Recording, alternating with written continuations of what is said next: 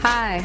If you believe in this show and believe in the path that we're on, you can subscribe, like, share, and donate to a good cause. Information's in the link below. Also, if you want to know more about Early Talk with Rizzo Denise, you can head on over to www.thisisblakecesar.com. We'll see you there. Lift every voice and sing till earth and heaven ring.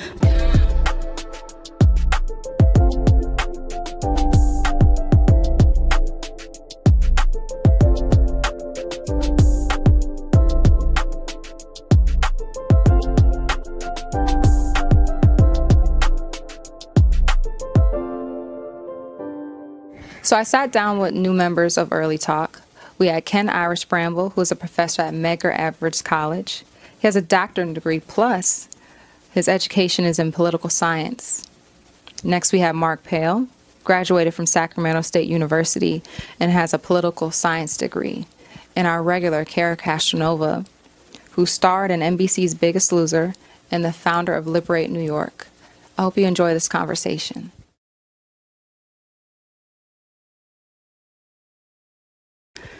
I wanted to ask, what are your thoughts on that, Mark? Do you believe that social media should be censored?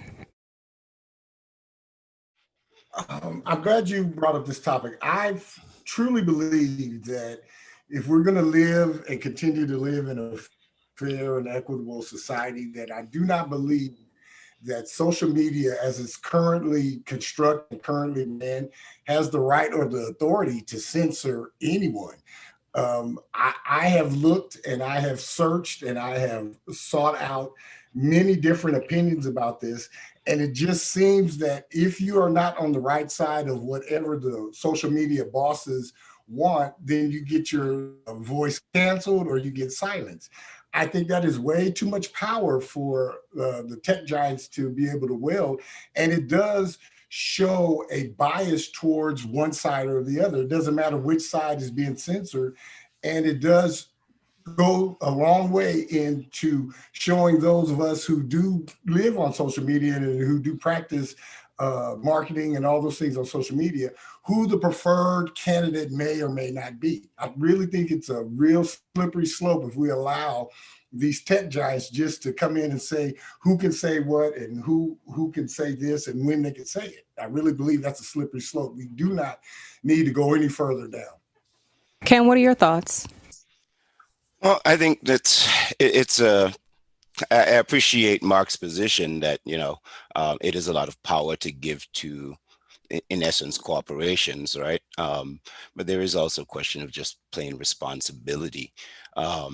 And so there is the idea of, that freedom of speech means that you can say whatever you want. That's sort of, the layman's idea of what freedom of speech is, right? But it's a lot more nuanced than you can just say whatever you feel like. And especially if you're going to present it as factual information, if you're going to become a source of information that is being disseminated throughout the society and that's being taken seriously.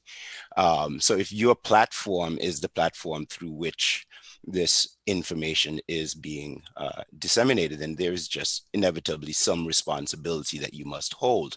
And companies like Facebook have sort of played the middle of that whole game. On the one hand, they say, hey, it's not our job to do it.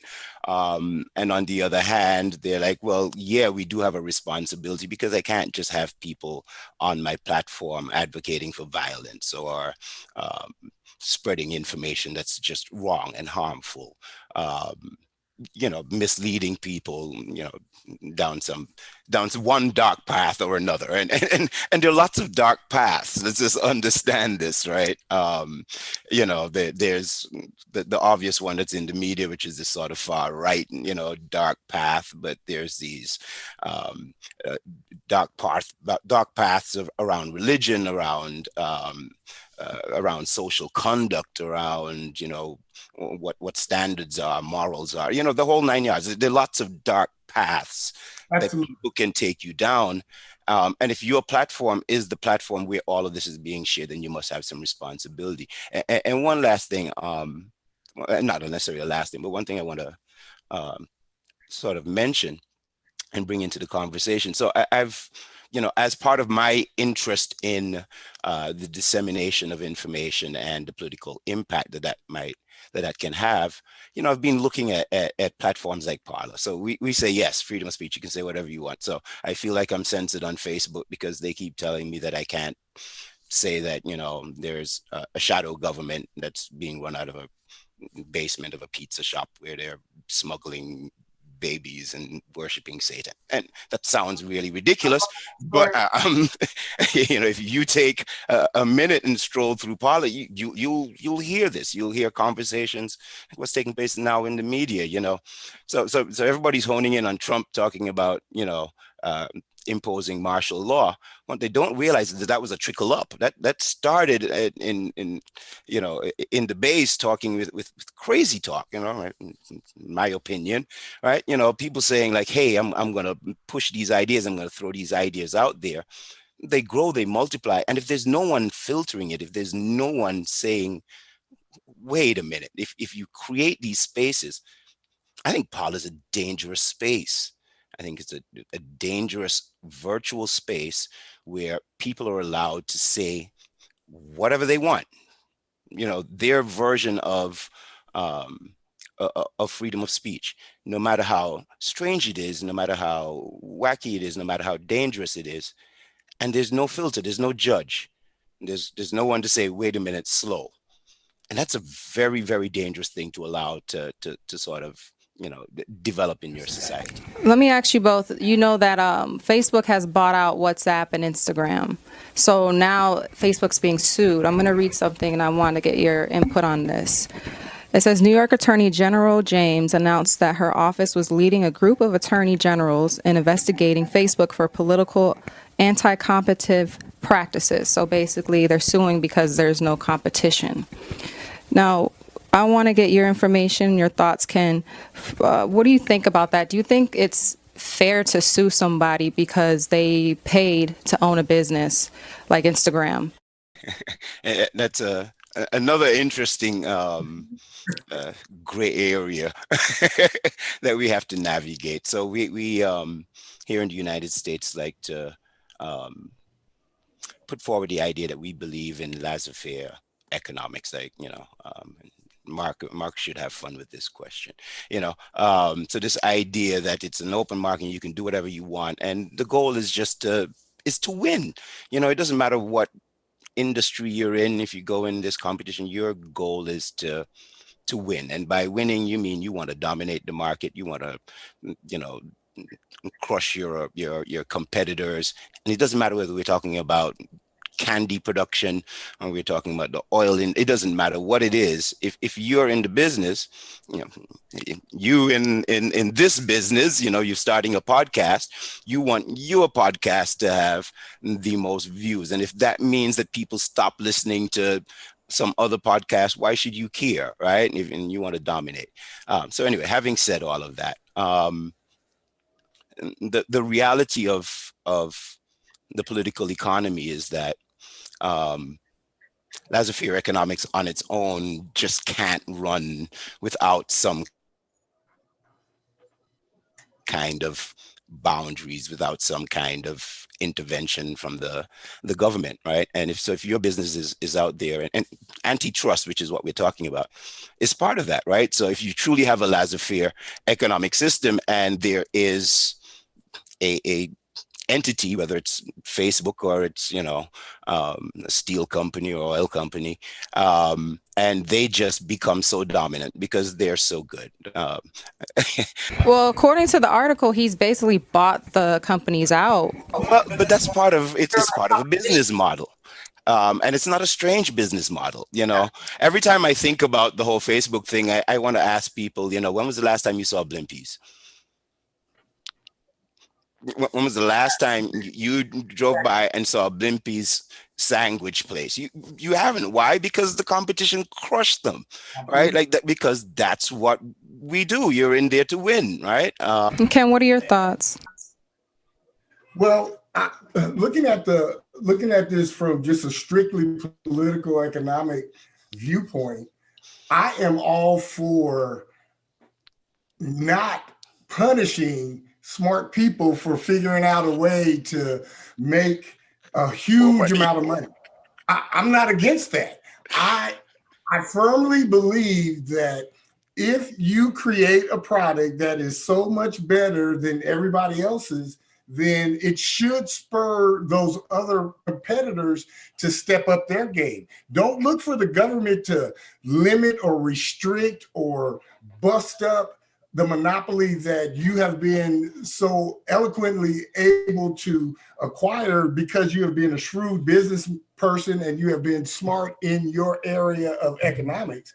I really feel that once we allow the government to start telling us when our companies are too big or if we have developed a monopoly, we are one step closer to losing what little bit of freedoms we do have and enjoy in this country. So I am definitely not on board with any business that has started from scratch and they have did their work and put in their time and did their research and became the best at what they became.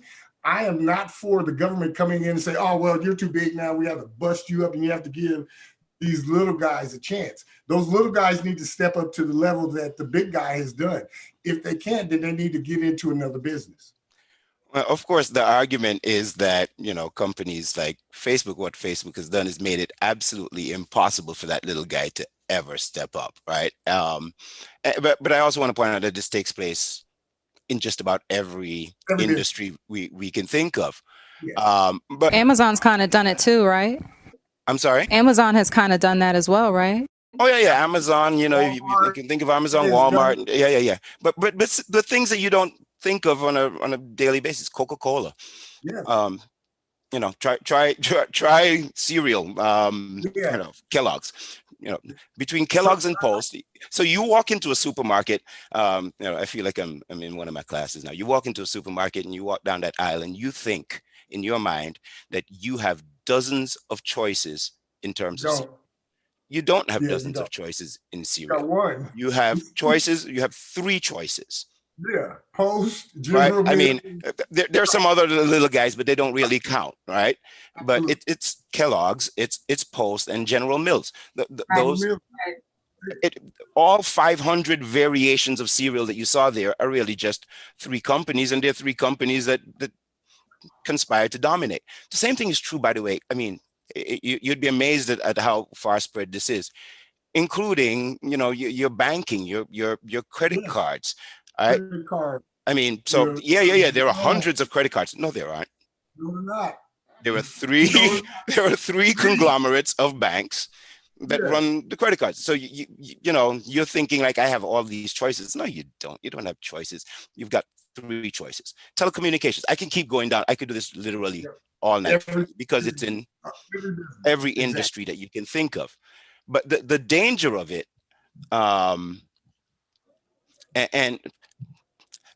Rizzo, no offense, but you might not be even old enough to remember this, but but the danger of it, I'm trying to use an analogy that people can really relate to is what happens when you have these monopolies and duopolies, right?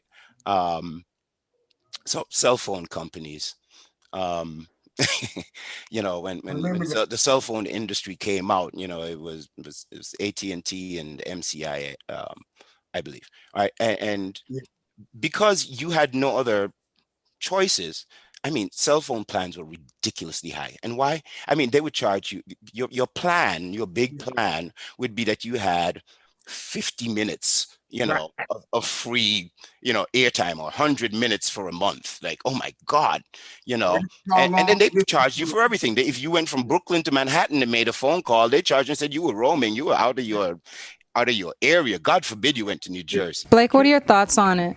No. See, no. Give me a second. Just let me finish this, because I think Mark is with me in where I'm going with this, right? So this happens. If you don't mind, Rizzo, I'm sorry. I feel like I'm taking over you. Tendency of doing that. No, go ahead. but the danger, you have to understand the danger of this. So on the one hand, like, yes, we all believe in laissez-faire economics, and should the government come in and tell you were too good, all right? Well, here's what happens if you're too good, and here's what happens when you take over the economy, the industry, I mean, right? What happens is you then get to dictate it. You become Absolutely. a dictator of that industry. You see, Absolutely. all of these plans, you know, what you experience now as your cell phone experience. There's a reason why I tell these long stories. But what you experience now as your cell phone service, where you take for granted unlimited calls and unlimited data, came about because a third party jumped in, and the third party was Sprint. Yes. And around the time that the third party jumped in, you also had the birth of the calling cards and all these other things. Yes. So all of a sudden, the monopoly that they had, that we're the only ones who can allow you to make a phone call, right, over, you know, in a mobile setting. While they had it, I mean, it was 99 cents a minute after you went over your 100. Right. All of a sudden, because Sprint came in and Sprint said, smart business model, we're going to take business from you. We're going to give you these huge packages. So you're going to get, you know, the first unlimited. And they're like, AT&T, all of a sudden, it was possible for AT&T and MCI, who before, you know, had all these roaming and all these other charges, it was possible all of a sudden for them to drop it. Why? Because they were forced to drop it by this new guy coming in. Because the new guy came in. You have to be, while yes, it is, you know, and that's why I said it's a gray area, right? And the gray area is, we want to encourage people to develop good models. And if your good model means crushing your opponent, absolutely, that's fine. That's what you should be able to do. But we also have to say that there comes a point, and so this is the question that's being asked about Facebook, that's being asked about Amazon, being asked about Google, and not just here in the United States. We're actually behind the ball. The European Union is ahead of us in terms of pushing these types of litigations. But yeah, there does come a point in time where you have to say, like, you know, are you even playing fair anymore? Are you even treating your customers fair anymore? Have you gotten so big that you've become an economic dictator within your industry? Sorry, Mark, it's all yours, buddy. Hold on. Mark, before you answer this, I just want to, and I know you can speak to this in this second. I just want to point out really quickly that 4 years ago, or 2 years ago, if you will, let's go back maybe 6 years ago, because history is always a teacher. My point is that this was not a debate 4 years ago. I mean, well, no. In other words, what I mean, let me just finish this. What I mean by that is that in the political arena, right, this wasn't a divisive issue in the political field. Like, in other words, when Trump came into the office in 2016, that's when the government was obviously, they started realizing that, you know, according to the government, that Vladimir Putin had these bots infiltrating Facebook. And it was such an issue to wherein, according to the government, it helped elevate Trump's candidacy and he became president. Now, the other debate is that they were using Facebook to let loose, if you will, information that wasn't true. And other foreign governments was releasing this information, mainly Russia, into the debate. If you really want to be honest about the situation, all of this really started to come up in 2008 after Barack Obama used the power of social media to gather and rally all of the support and the folks that he gathered and rallied about. And it has been talked about in not only independent circles, but conservative circles since 2008, and when he took the social media by storm. Now, it did go quiet because of his two-term presidency. And it did come up again in 2016 because of Trump. But the only reason, I feel the only reason why it became an issue in 2016 is because Trump did the unthinkable. There was no way, and no one in the country other than probably his immediate family thought he had a chance at beating Hillary, the chosen one. And when that happened, they immediately started to do everything they could to delegitimize his victory. So that's why this has come back up now. But this has always been something that has been talked about in the legislature and talked about in the Senate, because the Senate knew way back in 2004, 2005, that these tech companies were getting way too big, and they were getting too big for the britches and starting to dictate to the government how to run their business instead of the other way around. I do believe that since 2016, there has been such a polarizing effect, and it has came out of the White House.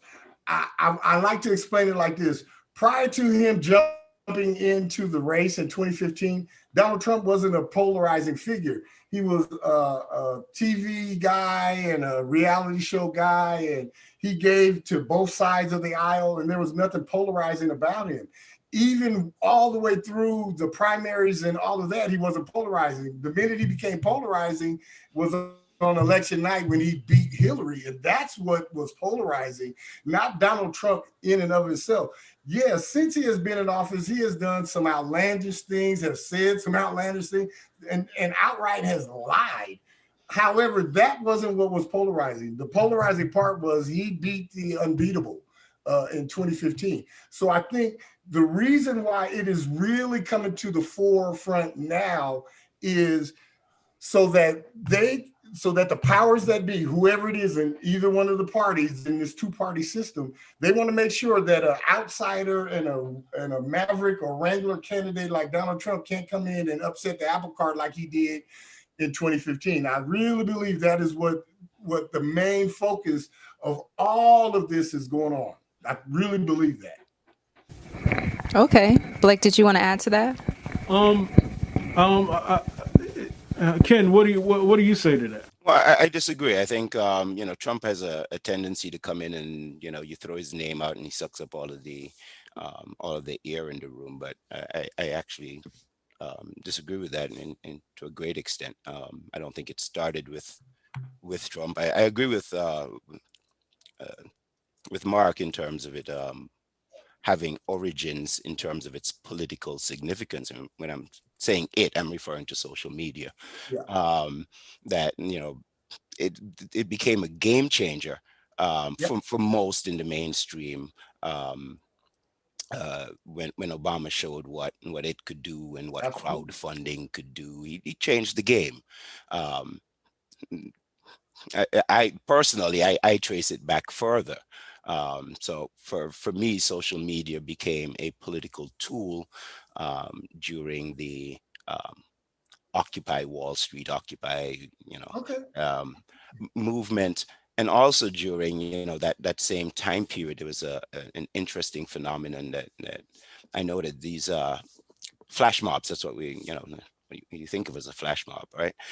So flash mobs, originally just seemed like they were fun until the unrest in Britain, in England, at which point in time, the protesters used social media and the flash mob idea to avoid police and to cause maximum disruption. In fact, every political movement, every mass protest movement since then has actually been run off social media. If you want to know when there's going to be a Black Lives Matter protest, well, how are they disseminating that information? Is it an ad in the newspaper? Hell no, right? No. It's it's all through social media.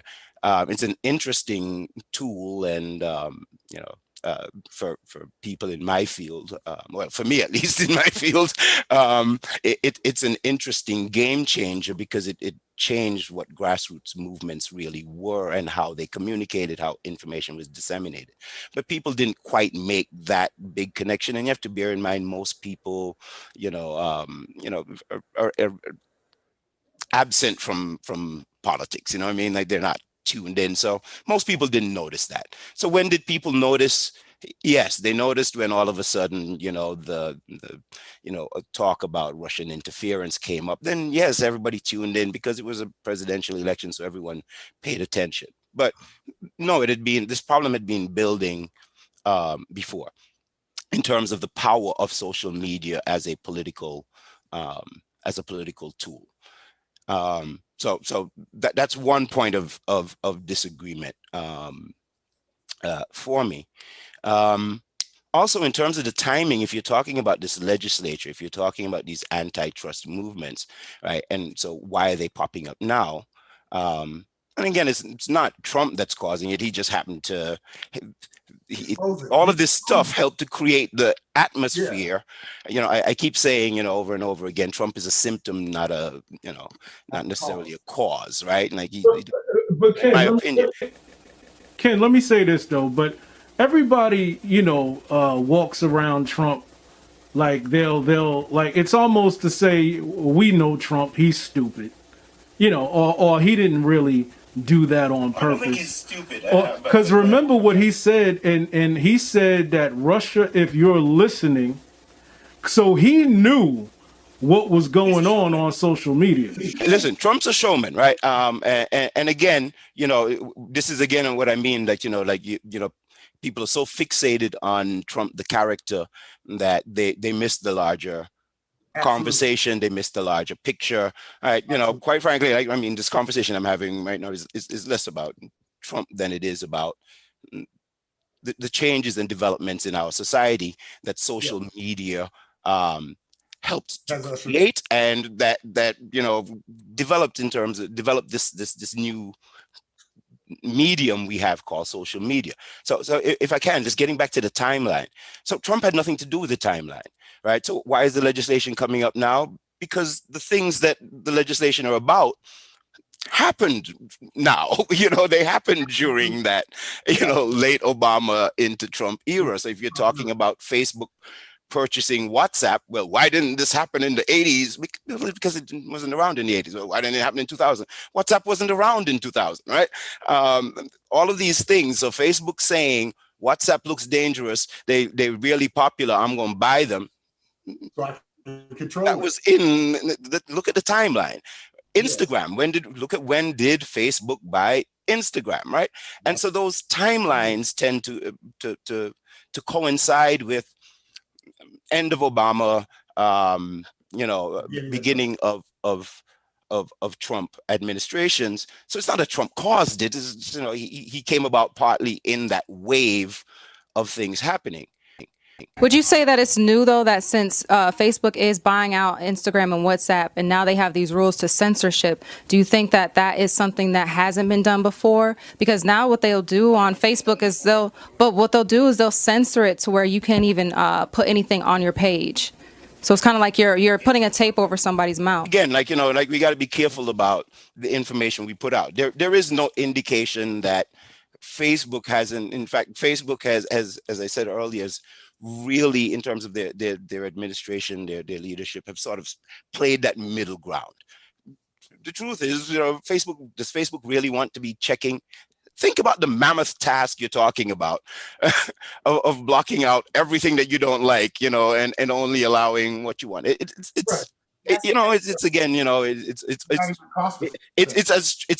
Suggesting that is just the left equivalent of what the right is saying. And by the way, the right, again, getting back to what you guys, my disagreement with the narrative that you guys presented, the right has been criticizing Facebook for ages. They've been saying that they can't get their voice out, that they're drowned in this. It's where this idea that you hear thrown around about the silent majority is that, their voices couldn't be heard in all of these places, which again leads us back to Parler, why that's having the success it is. So I think the narrative gets conflated because a lot of people have, if there's one thing that Trump has done that you have to give him credit for, is he has made the American population tune into politics in ways that no one had. Well, Mark, let me direct. I'll give him credit for having done that. Mark, let me direct this question to you. What I would, but let me just comment. Social media never signed up to be a political platform. You know, when they first, nobody goes into business saying, you know what, I'm going to make this a political platform and I'm going to be dragged in front of Congress to be asked questions about it. First of all, I disagree with the Democrats when they say that Facebook should be broken up, because it's not this man's fault. He created a beast. And now, because his business is successful, you can't drag this man in front of Congress and try to break up his business.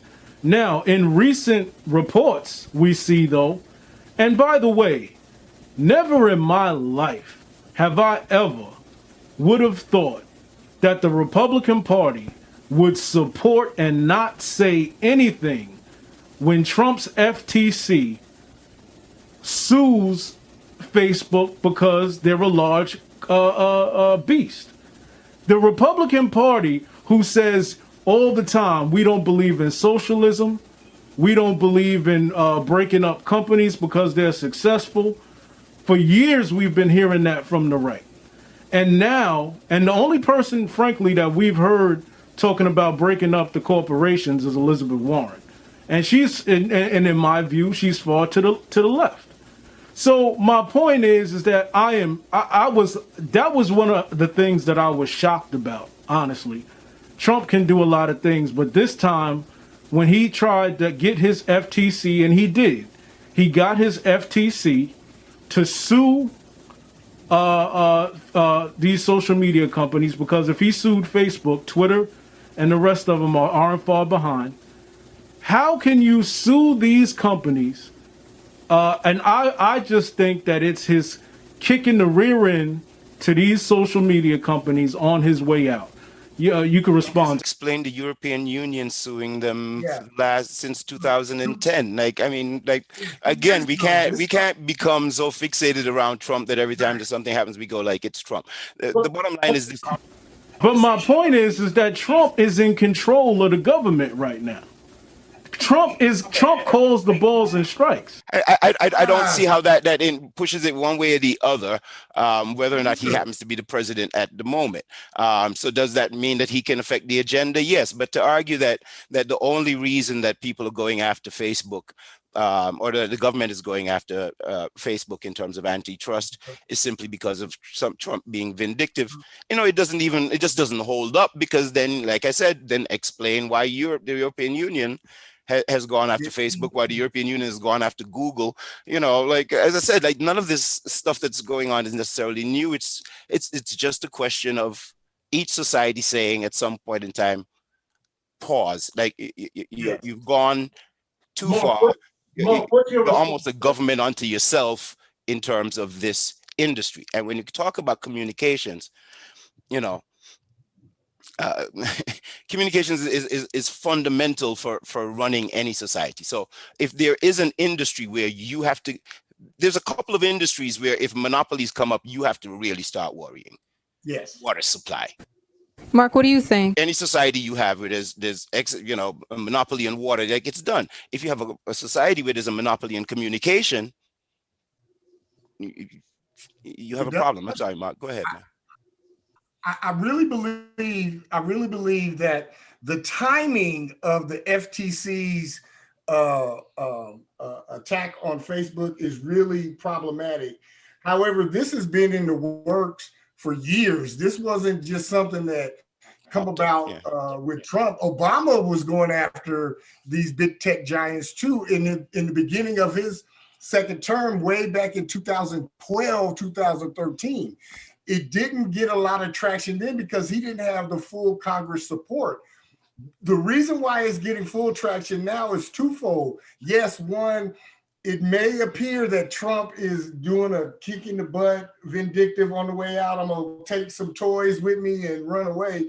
But number two is because it has affected both sides of the political aisle, and both sides are now inflamed enough to where this issue is now front and center, and it has really little to do with Donald Trump, more in attempting to protect themselves for future elections and future campaigns down the line. Mark, how do you explain how do you explain Jeff Bezos' position? If what you're saying is true, which I agree with some of that, but Amazon is a large company. Why hasn't the FTC went after all of these other companies? Why is it? Why? My point is why? Listen. My point is politically. Let me just speak for a second. My point is in a political sense. Like, I know what goes on in a corporate sense, but we all know that when it comes to politics, this thing is run a certain way, right? So my point is that you have people or people that's in the same field, if you will, as Facebook, or have the same type of companies, Democrats and Republicans. And Democrats and Republicans are affected the same way Facebook has affected Democrats and Republicans. So my point is we all know the history and how Trump really does not like Mark Zuckerberg for censoring his words even. I mean, we saw recently that Twitter censored the president on multiple occasions. So my point is even if, let's just say, even to embrace that argument and say that this was something coming down the pike, I mean, in a political sense, if you're a sitting president, you always think about politics. And this makes President Trump, even if you embrace that argument, which I'm willing to do, but even if you say it was just a bad look, this corporation has censored you multiple times, has basically said that you're a liar, that you're not telling the truth. You're about to get voted out of office. As a matter of fact, you did get voted out of office. And we all know he's been suing different people. He's been making people work long extra hours. We could go, there's a whole laundry list of this type of stuff. This is just the evolution of something that started years ago. I have said this many times. Trump did not cause the division in the country, he exposed it. Trump is not the reason for all the racial unrest. He just exposed it. Trump isn't the reason why the FTC went after Amazon or went after Facebook, is gonna go after Amazon, went after these other companies. He is just the harbinger. He's just the one exposing it. I liken it back to the same thing I said back in 2001 when the mass destruction and all of that, and George W. Bush was the president. And they kept coming out and saying there was weapons of mass destruction and this and this and that and that.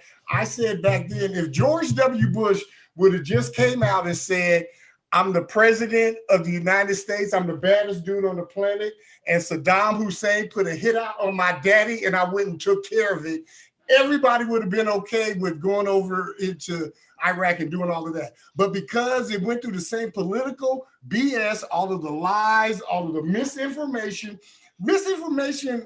concerning political campaigns didn't just start in 2016, and it didn't just start in 2020. Misinformation has been going on ever since the first election. The Russians have been interfering in our elections since the early 50s.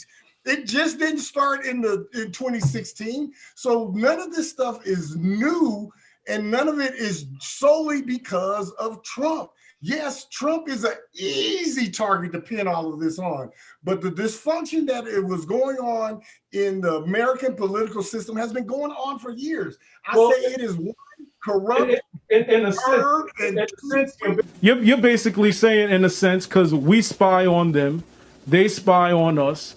It's a general generally speaking, this has been going on for a long period of time. And generally speaking, the U.S. always knew that the Russians wanted to interfere in the elections. And not only that, Vladimir Putin also has a hatred towards Hillary Clinton, because when Hillary Clinton was the Secretary of State, she went over there and denounced him. And it caused his next election to be very, very tough.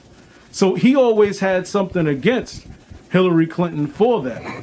So, but I embrace the idea, though, that is true.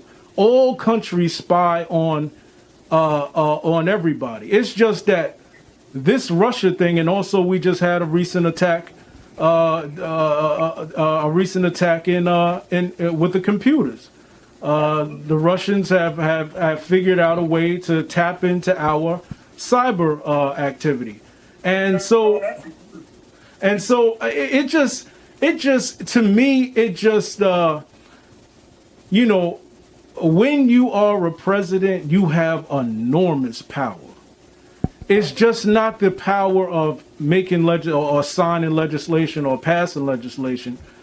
You have the capabilities of doing certain things that don't need the law's permission, if you will.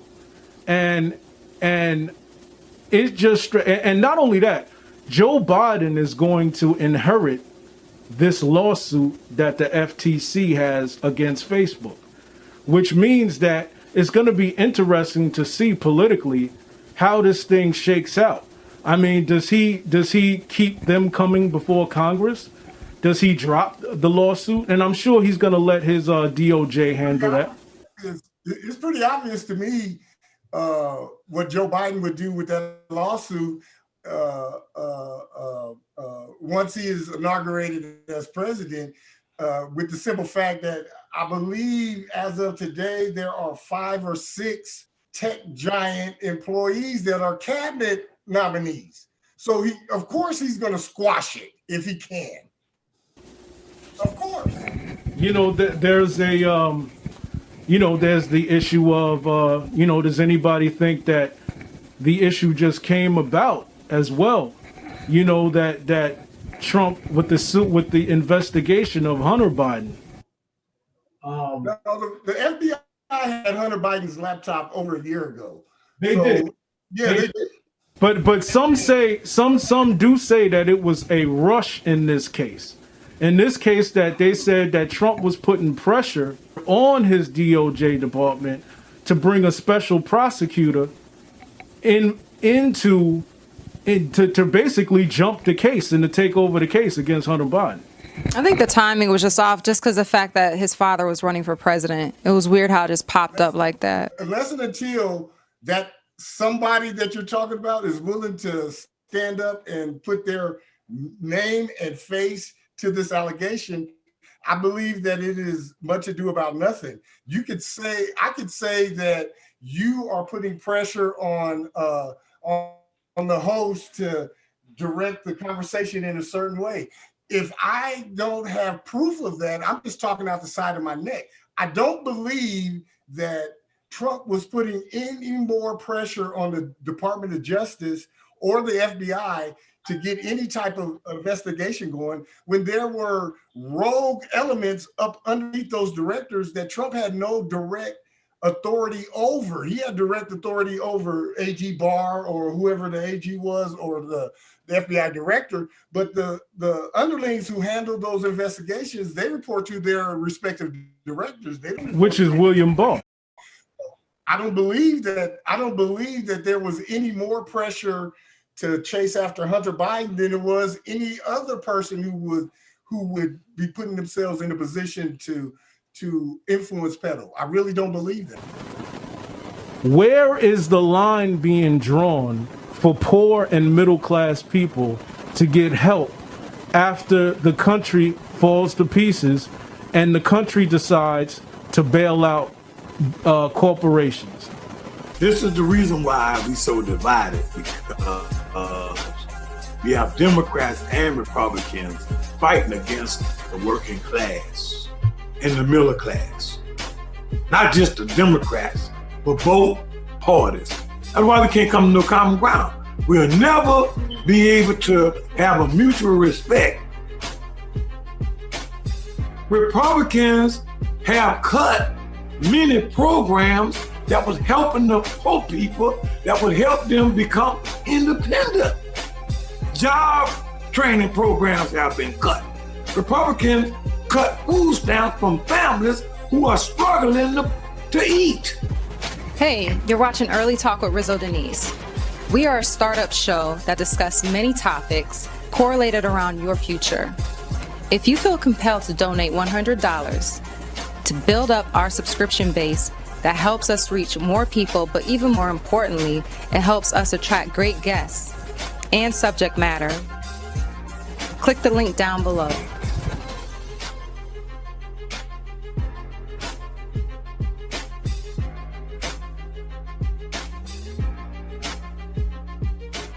I wanted to welcome Kara to the show. Kara, can you hear us? I can. Hey. Well, I've, expressed my thoughts on this a lot. In general, I think that it's wrong for them to censor. I understand what the gentleman was just saying about it's a private company. So, it's not the government that's censoring us, but I truly believe that Facebook is working with the government. They're using government guidelines. They're being advised by the government. A lot of their funding comes from the government. A lot of people that I think are on the board are also government members. It's a known fact that Google is actually owned partially by the CIA, from what I understand, because of Google Maps and Google World and everything like that. So that's a government bureau. And I think that these companies have gotten so powerful that this needs to be relooked at. They're just too powerful, and to be censoring people is really, I think it's really dangerous. They have protections that a lot of other companies don't have. Like, they're not responsible for their content because people should be able to post. The government exempts them from their content being held liable for their content. So that being said, they should be letting people post freely on their platforms, I think. Okay. Yeah, like one of the things that that we've seen in the last 4 years, and we've seen how fragile things can be. Like we have this democracy, we have freedoms. We have a lot of things that perhaps other countries don't have. We are, and like the gentleman said here, it's a great thing. However, we have to really make sure we're safeguarding those things. And my view is that if you got a guy coming to Capitol Hill, and you're asking him questions regarding censorship. Now, mind you, these questions aren't about any other thing. They're not talking about how, how the software and, they're not talking about the things in substance that people really think that matters regarding Facebook. They're talking about politics. So in that respect, it's like, wait a minute here. So if you got this guy coming to Capitol Hill, now we're not privy to what goes on behind the scenes, but we do know that these hearings are generally in front of cameras. People can go search them out, look at the whole thing. C-SPAN. We have this is not a process that happens behind closed doors. So what I'm saying is that you got this guy coming to Capitol Hill, and we have to be careful about our freedom of speech. I think it's a debate, and it's a hearing that we really, really have to monitor, just to make sure these guys at Capitol Hill don't agree that the sky is blue. You got the Dems on one side, you got the Republicans on the other, and they both can't agree on facts. So the American people is stuck in the middle, and we have to be careful, being how fragile things are. Who are we going to employ so that we can have them come in and say, okay, the story that Rizzo posted wasn't a fantasy. So would you all agree that we need to hire people who can dig deeper into those stories instead of just saying, well, we're going to flag Rizzo's page because we think this is an issue? I'd like to just say something, then I'll let Mark respond, and then Carol respond. But one of the things that it disturbs me about the process. It would be different, right? Wouldn't this all be different if they was dragging Mark Zuckerberg up to Capitol Hill? I don't know about that. To speak on the substance of what Facebook was about. Like in other words, like you were saying, Rizzo, you're flagging or software issues or things of that nature. But they're actually asking him about political stuff, which this is the reason why this freedom of speech is brought up. It's brought up because these guys are on Capitol Hill talking about politics. They're not talking about the conversation that we just had. So I feel like in order for this debate to be full of substance, right, in a political sense, and that's what I meant by making sure that these politicians are doing what's right by the American people. Mark? Well, I kind of look at it like this. If we are going to put that responsibility onto those politicians, then we need to put the responsibility on their own accountability to themselves first. We should be able, as a civil society, we should be able to allow the free exchange of information to take place and allow logic and common sense to take over. It's pretty obvious to me when I read a story or see something on a timeline that is totally bogus, and I just scroll right past it. I don't care that the story is false or wrong or incorrect. I don't even care. I just scroll right past it because I deal with logic and common sense. Same thing with the politicians that are sitting in front of, or that Mark Zuckerberg has to sit in front of. We need to find out, first of all, is there any other connection between these politicians and Mark Zuckerberg that we don't know about as a public? That will determine how the questions are asked, and that will determine what questions are asked and or any type of penalty that is levied. These things are much more complex than just a simple, we're going to bring him in, we're going to ask him about these political comments. The reason why everything is centered around politics, we just come out of an election and it's the freshest thing on everybody's mind. But if this was about Black Lives Matter, one of those shootings, it would be the same. We would be having the same conversation. If it was about not opening the schools because of COVID, it would be the same conversation. There have been plenty of things flagged that had nothing to do with the election. There have been doctors that are saying something that's contrary to what the CDC has said, and then they get shut down and they get silenced.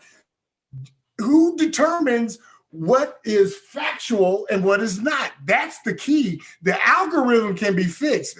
I'm a ethical hacker by a hobby, and it's real easy to fix algorithms. It's very easy. That doesn't take long. Yeah, that's not the problem. The problem is, who do we have sitting in these positions of power and these positions of determination that are saying your story, Rizzo, was false, or my story, Mark, was false, and this story by Ken was true? That is the real essence of this. If we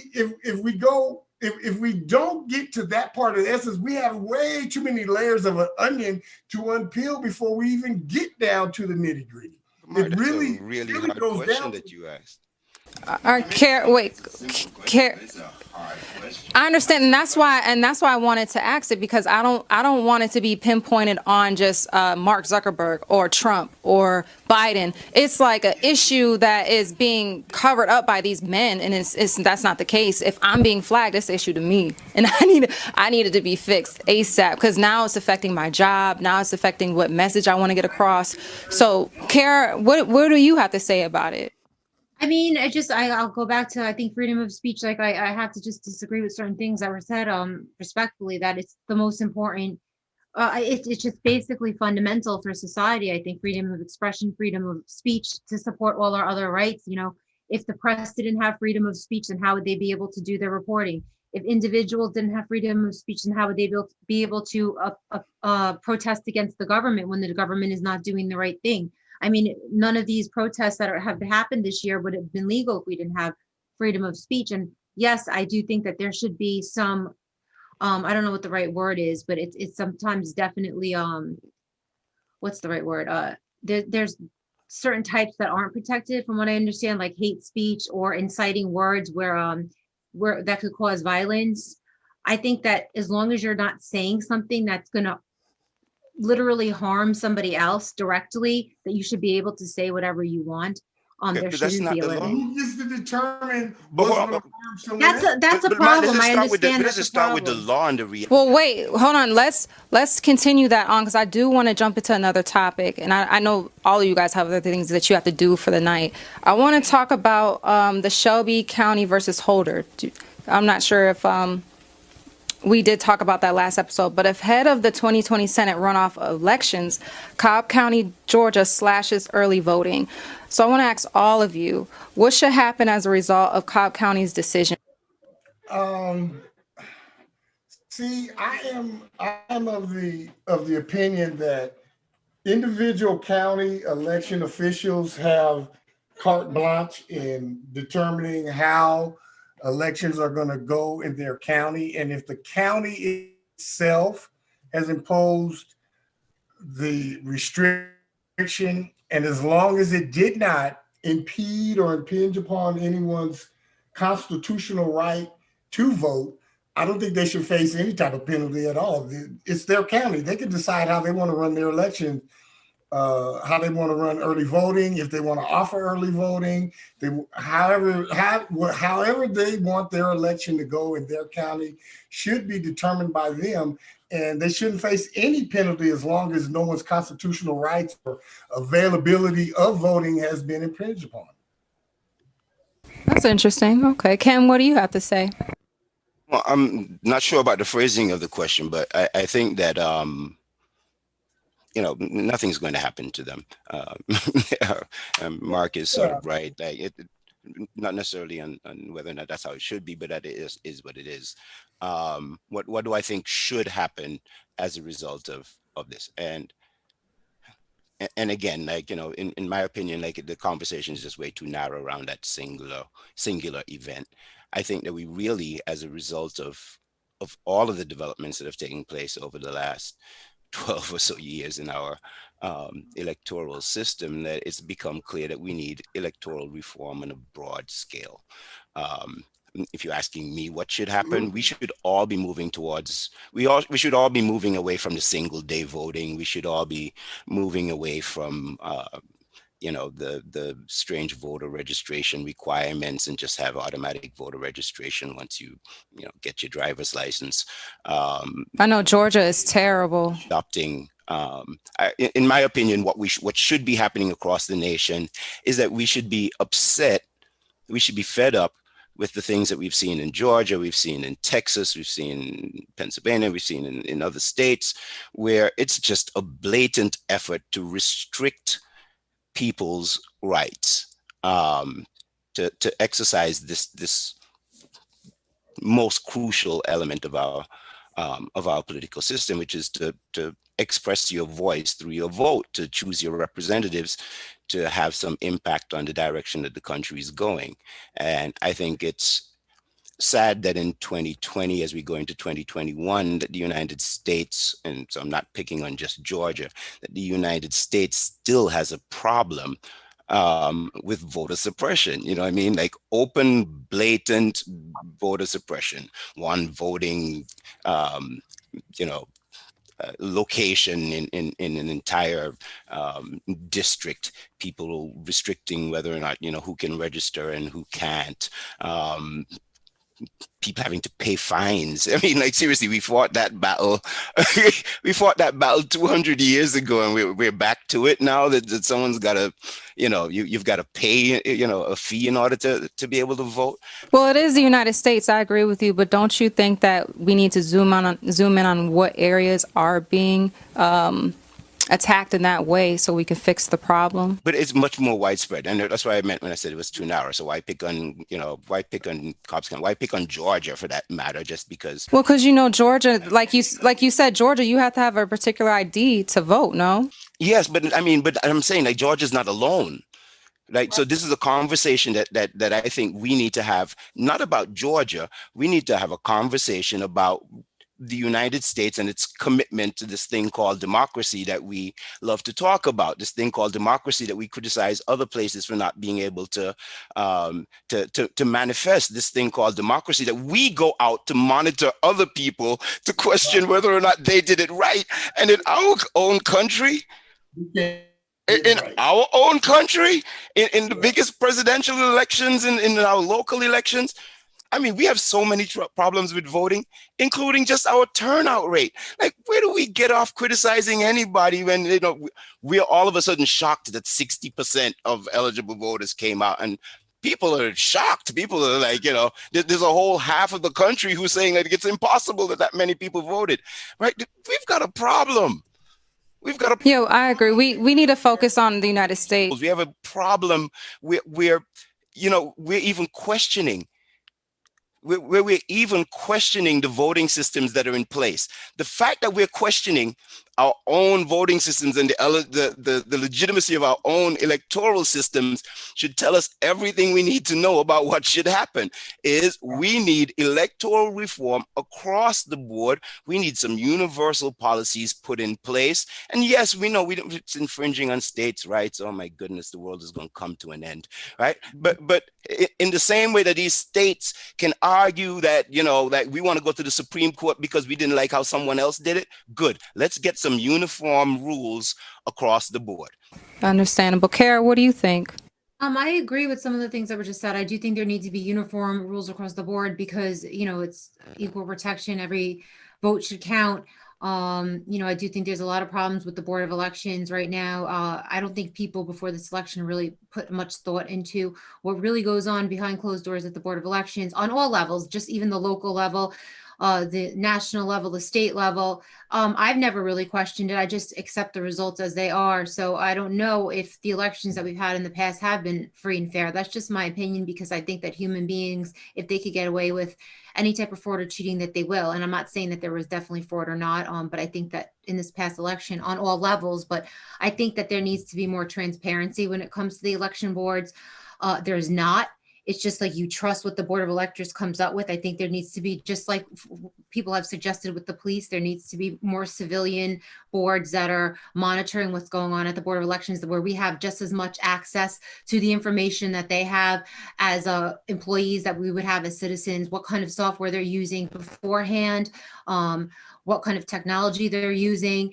And I do believe that, while everybody should be able to vote, I think that's really important, and not to block any people from voting. There also has to, you also have to prove who you are. I worked at the Board of Elections this year as a poll worker, and I was very surprised to see just how easy it was to come in and vote without having to have any proof of who you were. It doesn't matter what age you were, even you could even be a different gender, and you could possibly still vote if you said you were that person. So that's sort of a problem, I think. And I just think that the whole election system needs to be readdressed and figure out a fair way to make it easy for people to vote that feel like it's been made hard for them to vote, but also to be able to make sure that the people that are voting are actually who they say they are, and that there's fair and free elections on every level when it comes to all of the counting and all of the technology and everything else that goes into it. Okay, so back to the topic, to make it a little more vague, like Ken said, for early voting, would it be fair to say if somebody had to work that day? Because we don't have a day where we just have everybody off to go and vote, which I think that should be implemented. If someone had to vote and they allowed early voting, would it be fair to allow them to come into early voting so that they can vote in, how do I word it? And they can't vote on a day that they had to work. Does that make sense? Did I say that okay? Do you understand the question? We are behind the ball in terms of electoral system. So you go to other democracies in the election, sure, of course, come in early. right? Of course, like the election day is sort of the cutoff point. Of course, you should be able to come in early. You're talking about it being a holiday. It should be. I think it should be a holiday. Right. So election day, if you want to keep, let's just think about what we do in our electoral system. You want to talk about electoral suppression, and I'll, if you give me a minute, I'll give you a throwback to your first topic too. Right. So Can't. you invited right. me, girl. Okay. Yeah, y'all invited me. I was quite happy sitting back grading my papers. Y'all called me into that bad boy. So now All I'm right. here. Y'all Well, got let's talk about the voting first. no. Let me finish now. All right. 1 minute. 1 minute. I promise you. 60 seconds. Right. Like there is. It's ridiculous that in our society we say to you that yes, we want you to vote. This is huge. This is really important. You got to go pick the most important person on the planet, right? You've got to go select the most. We love saying it, the most powerful man in the entire world. You know, like we're gonna go elect that guy. Okay. We're only gonna give you 1 day to do it. In fact, we're not gonna give you a whole day. In fact, we're gonna give you from about 6 o'clock in the morning, and maybe we'll give you up until 8. But you got to go to work. Mm-hmm. How important is this election? Do we really want to hear the public's opinion? Because if you're telling me I've got to get to work for 8 o'clock in the morning and put in an 8-hour day and still make it back and stand on your long line with your antiquated system, you voted, and I'm assuming all of you voted. Like I've gone out to vote, and it's an all-day experience. You're standing outside online for 3-4 hours, sending somebody like, "Hey, I'll hold your spot. You go get me some coffee," type nonsense. Like, why? And you started this conversation off, talking about technology and stuff. Like, so you're trying to tell me in this era where my phone can recognize who I am. Hold up. My phone can figure out who I am, right? You're trying to tell me that we still worried about trying to figure out who's coming in to vote? That's what I was thinking. Like, what if there was a screen, right? And you could just hold your ID up to your face and you can vote via phone. Exactly. I don't understand the whole physical attendance. I saw a lot of people who had canes, wheelchairs waiting, and I just thought that was a little humane to me. There's no reason why we can't have a week of voting leading up for our elections. Why you go in and cast your vote. So if you're off on Monday, then you go vote on Monday. Since you don't want to give me the day off, then at least allow me the opportunity to use my day off to go in and vote. There is no reason why we don't have and can't develop the technology to say, you know what, you have a driver's license. You put in your driver's or state ID, you put in your state ID number. It's unique. There's only one person can ever put it in. So you put it in that one time. Hell, my laptop now wants to take my thumbprint, right? So I was going to say that. Why can't you put your thumb to your phone? Thumbprint right here. It verifies that this thumbprint matches the thumbprint on my driver's license, and I cast my ballot while I'm on the train riding to work. There's no reason why we can't do this, except that we don't want to do it. I mean, I say we, and before y'all jump off on politicians, I'm not talking about talking about politicians. I mean, we as a society, if we wanted it, we would have pushed for it and made it happen. Other countries have done it. Yes. And we are the leaders in democracy, and we can't figure out how to run an election. We talking about, I mean, it was not so long ago we were talking about hanging chads. Hanging chads. Remember? I mean, some of y'all maybe y'all don't remember. Maybe y'all new to politics. The hanging chad. Like it was an embarrassment. Like really, in this day and age, you still talking about people going in and click and punching, and you can't figure out who somebody voted for. We had people sitting around with a panel trying to go, well, you think he meant this person or that person? Mark, I want to go back to what you said earlier. You were saying that it depends on the district or the location, how they want the county, right, on how they do the voting. So I want to ask you, would it be fair to do voting in one day? If that's what the county wanted, would that be fair? In the society that we have now, and as we have evolved and grown in consciousness and in numbers, I really believe that a one-day setup for voting is tremendously problematic, and it's extremely unfair to all parties concerned. I do believe that there needs to be a mechanism in place that I wanted to piggyback on something Ken said, that have polling place open for a week, have 7 days. That week of the election, have 7 days, so that if your only off day is Sunday, then you can go to the polling place on Sunday and vote. I don't believe that there should be tremendous lines and this push for in-person voting, all conglomerated into small polling places. And I do feel that we have long had the capability and the technology to streamline and simplify the voting process to where you don't even have to get up out of your own comfort of your own home, or like you said, on the way to work, on the train, or on the bus, or in the car, or in line at the supermarket. One day, an 8-hour, 10-hour, 12-hour time slot to elect, as you say, the most important cat in the world and your representatives for your state and your district is very, very problematic, and it needed to be corrected long before this election came about.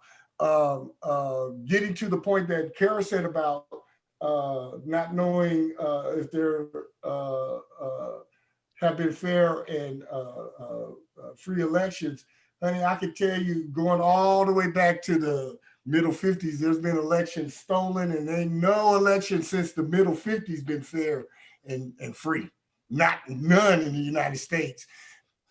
And there are things that happen in every election that I call the dirty, ugly underbelly that the general public never even finds out. There are backroom deals and bags of money. I mean, you name it, and it has been going on since the beginning of elections. There's never been a free and fair election in the United States. Sans maybe the first one for George Washington. After that, yeah, there's always been an element into it. But I mean, most of the even the competitive elections, you had Al Gore and George W. Bush. That was the closest election that in modern history that needed to go to the Supreme Court, or there was a dispute about. So even to embrace the argument that you just said, it would have to be if you said that. I don't know if you were like exaggerating when you said that, but for conversation's sake. But to say that there hasn't been a fair election is to say that thousands and thousands of votes weren't necessarily true. That's basically what you're saying. You're saying that most elections, they have won by a legitimate amount. Kara, do you have anything you want to add to what Mark commented on? I agree that there hasn't been. I personally, my gut instinct is telling me the more I thought about it, that there hasn't been a fair and free election. And I'm not going into the whole support Donald Trump, not support Donald Trump thing. I think that the only reason Donald Trump got into office last time around, I think that was, I'm not going to call it a fair election, but the only reason was I don't think that the powers that be really were paying attention, because they thought he was definitely going to lose. And that's why he slid under. Other than that, I don't think there's been a free election since, like the other gentleman said, very long time ago. I think that they pick who they want, and they put that person in. The only reason Donald Trump got in is because they really thought he was a shoo-in to lose, and they thought Hillary had it, so they didn't put all their protections in. That's how I feel. And when it comes to the one-day voting or making it longer, I could see both ends of it. Obviously, there's people who have to vote, so either make it a national holiday or make it so a boss can't prohibit you from going to vote. The only problem I have with making the elections more days is that there's more room for fraud. Just like with the mail-in voting, there's more room for fraud because you have less control, I guess. So as long as it's reassured that there will be, they're going to really safeguard against fraud, and that's proven with beyond a shadow of a doubt. Yes, there should, like, if they want to add days to the election, then fine. But right now, from the research I've done, if you make an election go along on for a month and you have people voting months in advance, there's just way more room for voter fraud when you're mailing in ballots like that. It's just who's really accounting for these ballots. So that's the only problem that I have with that. But I could see both viewpoints. But right now, I think there just has to be more transparency and open to the public. The information has to be released to the public more than it is. Before you came in, Kara, we were talking about the censorship, and Ken and Mark brought up a really good point. They said that it really depends on who's in charge. So with your comment about the days, would you say, in your opinion, that it also depends on who is counting the votes as far as it being any fraud? Because even if you were to stretch it out a week, you may have fraud, but if you have it for only 24 hours, somebody could still throw away a vote, or they can duplicate a vote, or they can do something to manipulate it. I guess it's just easier fraud is easier in certain ways. I guess if they're powerful enough and you're bent set on fixing an election, you'll find a way to do it. But it's harder to do, and if it's less control, I mean, if it's if it's more controlled, I would say. But yes, I mean, I'm not really understanding the question, but I think that I was saying, what would make it more? There could be fraud within 24 hours versus 7 days. I know there could be, so that's a good point. There definitely could be. I just think it would be made more difficult. But that's why I'm saying I just feel like everything needs to be readdressed when it comes. I think there needs to be a civilians board that has all access to the records just as much as the Board of Elections does, because I just think it's a problem now.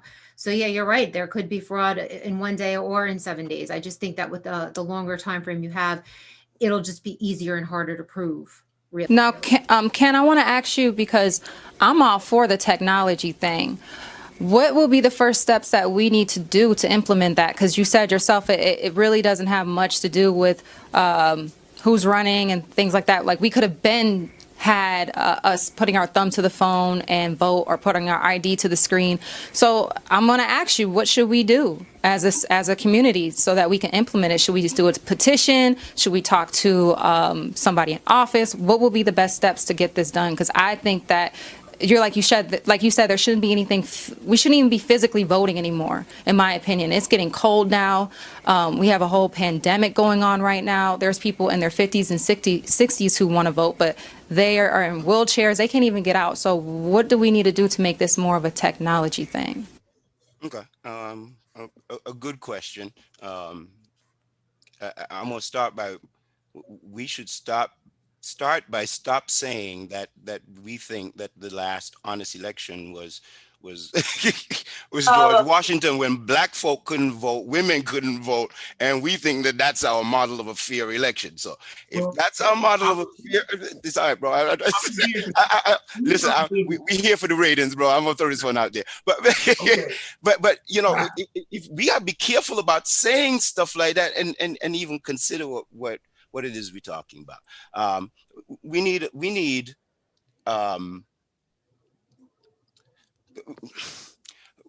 to come to some agreements about who we consider eligible voters, because a lot of these conversations about voter suppression, tend to run along some very clear, racial and ethnic lines, right? And you look at, we were talking earlier about Georgia, Texas, all of those, right? Every single case you look at, if you even look at the challenges in Pennsylvania to the, the so-called fraud, it was only black folk doing the fraud, right? It was only black folk that voted twice. It was only those counties, right?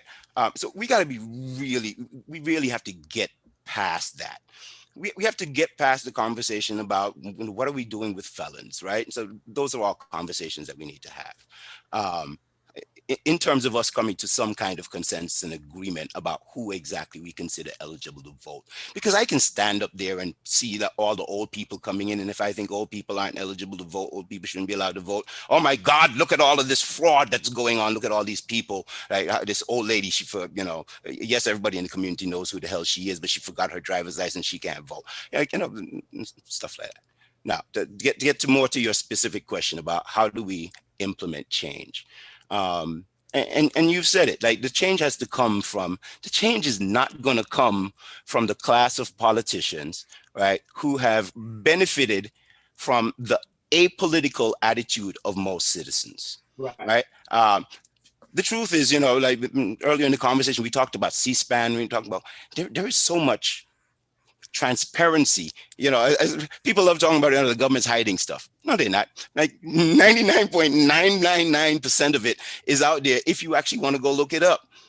They're hiding about the aliens, but that's a different topic. Well, the aliens we gotta hide because we don't want to freak people out. So that's a whole other story. Right? So that's the 0.00001, right? But the C-SPAN conversation, like, they're on broadcast. If you want to know what's going on in your electoral, your electoral board, you can find out, right? You can go out. You want to become part of the electoral board, you can do that too, right? There are processes, and it's not really a hidden process. It's just that most of us are too busy with our little lives to actually take the time to go look at this stuff, to go look at the data, to go, you fill out a Freedom of Information Act. I can go get, and I can break it down. In fact, we're working on it at Medgar right now, right? So I have all the data coming to me for everyone who voted throughout New York City, right? Does it give me their name and address? No, obviously not, because again, people have rights to privacy. But if I want the data, I can get it, right? But I wanted to ask you, what will be the steps that we should take to make it a technology effort so that it will be more accessible to everybody? And the steps are always the same. The steps are, you mentioned petitions, you mentioned, pressuring your elected officials, right? That's where it's going to take place, right? That they're the median for doing it. And my answer to you was that the push has to come from us at the base, using all of the mediums, whether it's writing, whether it's your podcast, whether it is signing the petitions, whether it is backing candidates who are supporting our position, like the same way that we get change in anything else. Right. Now, in terms of what the actual software looks like, for that you need to talk to a software engineer. Right? Like, I'm not the person to walk you through what does the development of that software looks like. But it begins with our city and our state legislators coming to a commitment, which I think actually is going to happen in New York. I think New York is going to lead the way in this, in the United States, right? So it comes with our legislators saying, like, hey, we want electoral reform, and put that electoral reform to a referendum. If you really want to make it democratic, if you really want to say, hey, it's not the politicians over there manipulating and all that other, stuff, right? Put it to a referendum. Put it out to the people so that on the next ballot, it says, hey, do you support us having a longer voting period in New York State? Let the people of New York State decide. Hey, you're watching Early Talk with Rizzo Denise. We are a startup show that discusses many topics correlated around your future. If you feel compelled to donate $100 to build up our subscription base, that helps us reach more people, but even more importantly, it helps us attract great guests and subject matter. Click the link down below.